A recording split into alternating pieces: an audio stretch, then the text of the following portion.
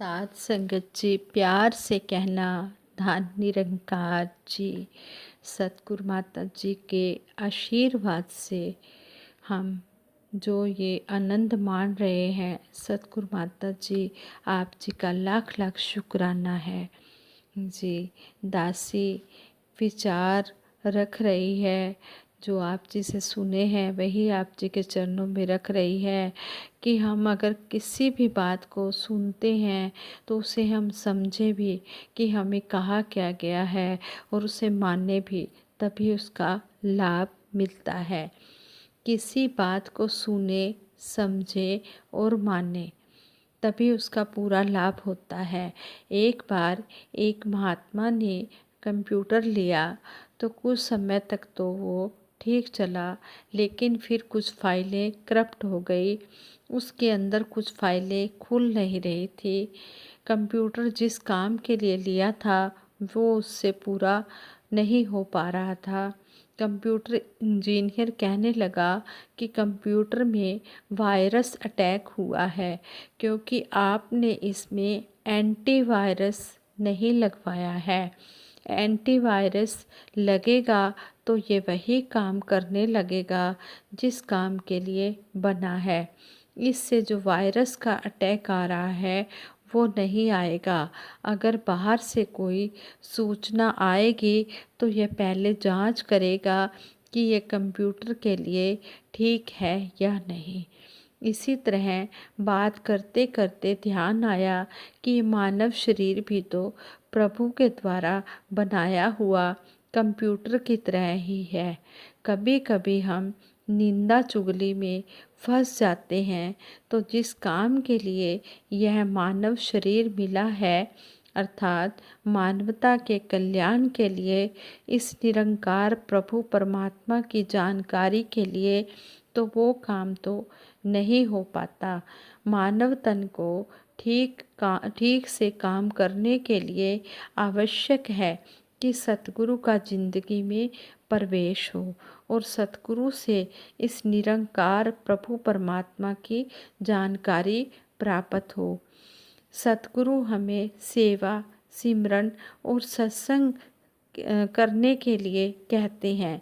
जब हम सेवा, सिमरन और सत्संग के रूप में ये जिंदगी में ले आते हैं, तो बाहर से अगर कोई निंदा चुगली, कोई भरम भुलेखा जिंदगी में आ जाता है, तो यह एंटीवायरस हमारा पहली रक्षा पंक्ति बन जाता है कि हमने उसको स्वीकार नहीं करना, एक्सेप्ट नहीं करना।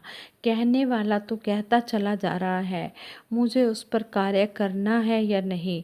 ये सतगुरु के चरणों में बैठते हैं तब पता चलता है कि जिस भाव से बात कही गई है, उसी भाव से मैं बात को अपना रहा हूँ या नहीं। जिस तरह सतगुरु बाबा हरदेव सिंह जी महाराज भी यही समझाते थे कि हमने किसी की निंदा चुगली नहीं करनी है। ऐसे ही दासी विचार सुन रही थी, तो विचारों में एक महात्मा बता रहे थे, कहते हैं कि मैंने एक दंपत्ति को, पति पत्नी को निस्वार्थ भाव से 5-6 दिन लगातार देखा कि वो सेवा कर रहे हैं, सेवा कर रहे हैं वो समागम में। तो कहते हैं कि मैं उनके पास गया तो मैंने उनको कहा कि आप निस्वार्थ भाव से ये सेवा कर रहे हैं, ये तो बहुत अच्छी बात है। तो आगे से वो महात्मा कहते हैं, वो पति पत्नी कहने लगे कि ये तो सब हमारी बेटी की कृपा से हो रहा है, हमारी बेटी से हमें यह शिक्षा मिली है। हम तो पहले जब सत्संग करते थे, सेवा करते थे, तो घर जाकर हम निंदा चुगली में फंस जाते थे। हम कहते थे कि फ़लाँ महात्मा ऐसा है, फ़लाँ बहन ऐसी है, ऐसे ऐसे हम कपियाँ निकालने लग जाते थे। तो कहते हैं कि हमारी बेटी बाल संगत में जाती है तो बाल संगत से जो कुछ भी सीखती है उसे अपने जीवन में धारण करती है। तो कहते हैं कि एक दिन उसने हमें ऐसा सुन लिया, ऐसा करते हुए, तो आगे से वो बच्चे अपने पेरेंट्स को कहने लगे कि आप सत्संग में तो ज़रूर गए हो, तो सत्संग में से तो आप कूड़ा करकट इकट्ठा करके ले आए हो, यानी कि आप निंदा चुगली लाए हो, आपने कुछ प्राप्त तो नहीं किया। तो कहते हैं कि छोटी सी बच्ची की बात हमारे दिल में इस तरह घर कर गई कि इतनी बड़ी हमें शिक्षा दे गई कि हमने ऐसा नहीं करना।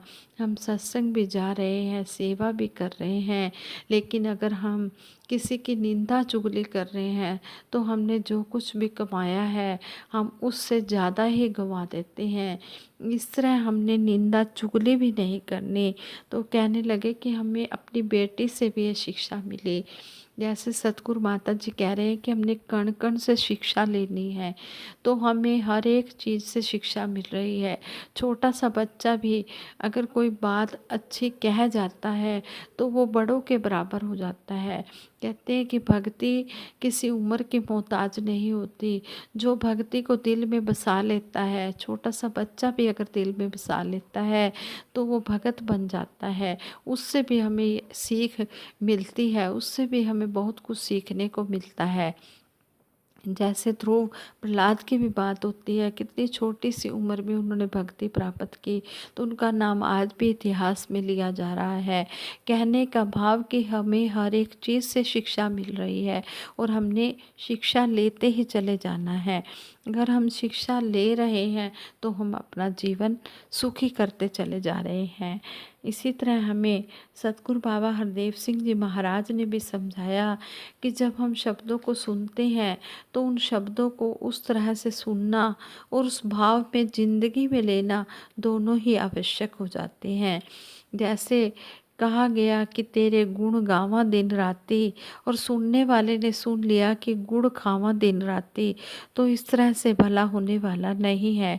कहा कुछ जा रहा है और मैं सुन कुछ रहा हूँ। इसलिए सतगुरु ने हमें कहा है कि हमने चेतन होकर रहना है। जो शब्द आ रहे हैं उन शब्दों को हमने सुनना है, समझना है और उसके बाद हमने उसको मानकर उस पर चलते चले जाना है। इसी तरह कहते हैं कि एक पिता ने पुत्र से कहा कि मेरी मृत्यु के बाद अपनी दुकान में छाँव में जाना और छाँव में ही आना और मीठा करके खाना है। यहाँ पुत्र ने वो शब्द तो ठीक से सुन लिया, लेकिन उसका भाव ठीक तरह से समझ नहीं सका। छाँव में जाने का मतलब उसने समझ लिया कि घर से लेकर दुकान तक मैं तंबू ही लगा दूं। जब तंबू लगे होंगे तो जब भी मैं आऊँगा तो छाँव ही होगी, और हर चीज़ में मैं चीनी मिलाकर खाना शुरू कर दूं तो मीठा खाने वाली बात भी पूरी हो जाएगी।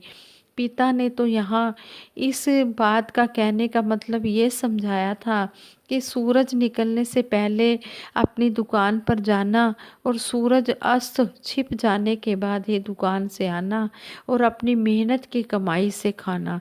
लेकिन जो भाव थे वो बिल्कुल ही बदल गए। इसलिए बहुत आवश्यक है कि जो भी शब्द कहे जा रहे हैं उनको मैं ठीक तरह से सुनूं, समझूं और मानूं। अगर निरंकार का किया हुआ, गुरु का कहा हुआ मेरी ज़िंदगी में शामिल हो जाए तो ज़िंदगी की जितनी भी दुख तकलीफ़ें हैं उसके लिए फार्मूला मेरे लिए एंटीवायरस का काम करता है। अगर मेरे मन में शुक्राना आ जाए और जो सतगुरु कह रहा है वो हुक्म बन जाए, जो निरंकार कर रहा है उस भाणे को मानने की शक्ति आ जाए, तो फार्मूला मेरी ज़िंदगी को संवारने का काम करता है। अगर बाहर से कुछ भी दुर्भावनापूर्ण आ रहा है, निंदा चुगली आ रही है, तो यह एक दीवार की तरह मेरे सामने खड़ी हो जाती है और कोई भी गलत चीज़ मैं स्वीकार नहीं करता। फिर मैं आनंदमयी जीवन व्यतीत कर सकता हूँ। संपूर्ण अवतार बाणी में भी शहंशाह बाबा अवतार सिंह जी महाराज ने कहा है, भाणा मन्ने निरंकार दा सतगुर ते विश्वास करे, कहे अवतार सदा होए सुखिया देवलोक विच वास करे।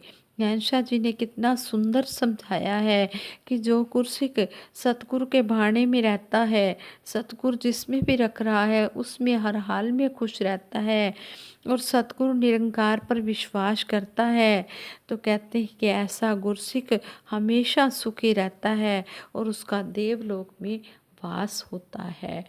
संगत जी, जो यह बातें हम सुनते हैं, जो विचारें हम सुनते हैं, ये हमारे लिए हैं, ये दासी के लिए हैं। हम इसको अपने जीवन में पूरी तरह धारण कर पाएँ और खुशियों के भागीदार बने। और आप सभी के लिए भी सतगुरु माता जी से दासी यही अरदास करती है, हे सच्चे पातशाह, हर घर को स्वर्ग बना दो, हर घर में खुशियाँ हों, हर घर में खेड़े हों, हर घर में इतनी बहारें हों कि सारे सुखी रहें, खुश रहें, मस्त रहें, हर कोई अपनी ज़िंदगी एंजॉय करे अपनी फैमिली के साथ, अपने रिलेटिव्स के साथ, अपने शहर के साथ, गली मोहल्ले के साथ। सच्चा पातशाह सबको सारी खुशियाँ दे। आज संगत जी, दासी के मुख से अगर कोई गलत शब्द निकल गया हो तो दासी को अनजान समझकर माफ़ कर देना और आगे के लिए सुमत बख्शना। जी, दासी सिमरन कराएगी, सभी ने मिलकर साथ देना है। तू ही निरंकार, मैं तेरी शरण हाँ, मैनू बख्श लो। तू ही निरंकार, मैं तेरी शरण हाँ, मैनू बख्श लो। तू ही निरंकार, मैं तेरी शरण हाँ, मैनू बख्श लो। बोलिए सतगुरु माता सुदीक्षा सविंदर हरदेव जी महाराज की जय। साथ संगत जी, प्यार से कहना धन धन निरंकार जी।